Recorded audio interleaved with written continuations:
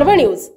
आरंभ एका नव्या पर्वाचा। मराठा आरक्षणाबाबत राज्य सरकारने काढलेल्या अधिसूचनेनंतर मराठा समाजाने जल्लोष केला, तर दुसरीकडे ओबीसी समाज चांगलाच आक्रमक झाला आहे। ओबीसी नेते आणि मनोज जरांगे यांच्यामध्ये आरोप प्रत्यारोप होत असल्याचे पाहायला मिळत आहे। राष्ट्रवादी काँग्रेस शरद पवार गटाच्या खासदार सुप्रिया सुळे यांनी छगन भुजबळ यांच्यावर कॅबिनेटमध्ये अन्याय होत असल्याची टीका केली आहे। मराठा, धनगर, लिंगायत आणि मुस्लिम समाजाच्या आरक्षणाच्या बाजूने आम्ही पूर्ण ताकदीने उभे आहोत। आमचे सरकार आल्यास लगेच आम्ही तसे निर्णय घेऊ। आता केंद्रात आणि महाराष्ट्रात जे सरकार आहे, या दोन्ही सरकारने मराठा, धनगर, लिंगायत आणि मुस्लिम समाजाच्या आरक्षणाची मागणी केली, तर राजकीय विरोधक असलो तरी पूर्ण सहकार्य करू आणि त्यांच्या बाजूने मतदान करू, असे सुप्रिया सुळे यांनी म्हटले आहे।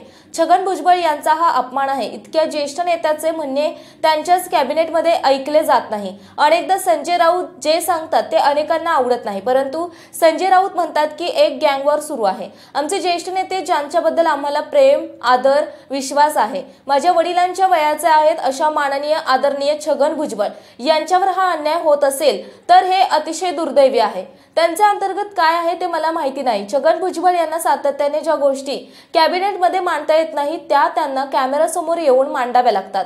यातच या ट्रिपल इंजिन खोके सरकारचे अपयश आहे, या शब्दात सुप्रिया सुळे यांनी हल्लाबोल केला। दरम्यान मराठा समाजाला वेगळं आरक्षण द्या ही माझीही मागणी आहे, पण आता कुणबी नोंदी सापडल्या या नावाखाली सर्व मराठ्यांना ओबीसीचे प्रमाणपत्र द्या असे सुरू आहे। सरकार कधी वेगळं आरक्षण आम्ही देणार म्हणत होतं, आता मराठा समाज अप्रगत आहे हे सिद्ध करणारा अहवाल तयार करत आहे, तर मग मराठा समाज ओबीसी मध्ये घुसवण्याचं कारण काय, अशी विचारणा छगन भुजबळ यांनी केली आहे।